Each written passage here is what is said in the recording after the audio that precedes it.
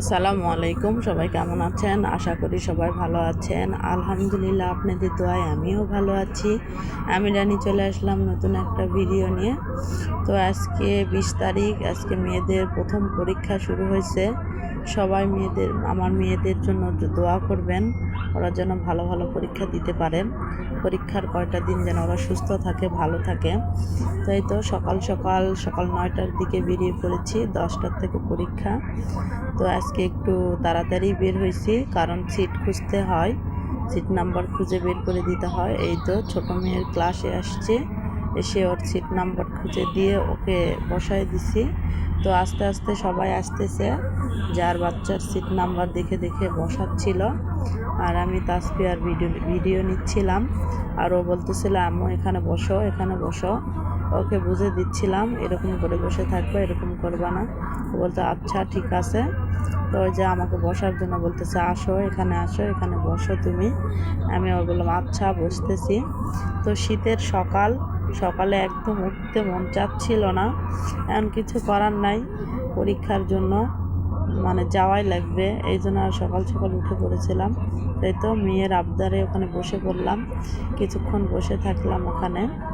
তারপরে পরীক্ষার যখন ঘন্টা দিয়ে দিবে, 10টা বাজবে, তখন আমাকে ওখান থেকে বাহিরে বের হয়ে যেতে হবে।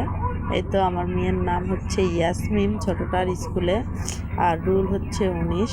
তো এই তো আস্তে আস্তে অনেক ভিড়। আর ইয়ামিমের ওখানে গেলাম, যাই বললাম যে আমি চলে গেলাম বাইরে, এটা হচ্ছে বড় মেয়ের ক্লাস। আর ওখান থেকে আবার চলে আসলাম ছোটো মেয়ের এখানে। এসে দেখি একদম সবাই চলে আসছে পরীক্ষা দেওয়ার জন্য, সব মানে বাচ্চারা প্রস্তুতি নিচ্ছিল, আর মায়েদেরকে বলতেছিল, আর মায়েরাও বলতেছিল ভালো করে লিখো। তো এখান থেকে আমি চলে যাব মেয়েদের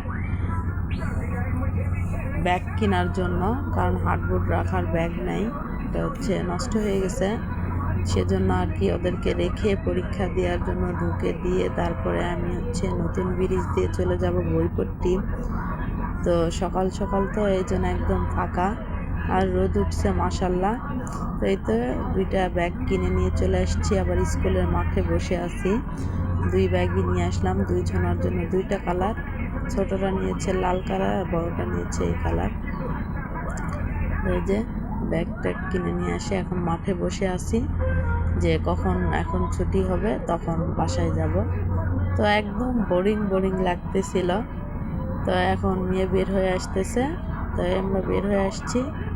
এত পরিমাণ ভিড় দেখতেই পাচ্ছেন আপনারা। মা মানে সবার মা গেছে, তো পরীক্ষার সময় মায়েরা সাথে গেছে, এই জন্য প্রচুর ভিড়। আর একসঙ্গে 2 স্কুল ছুটি হয়ে গেছে, এই জন্য অনেক ভিড়।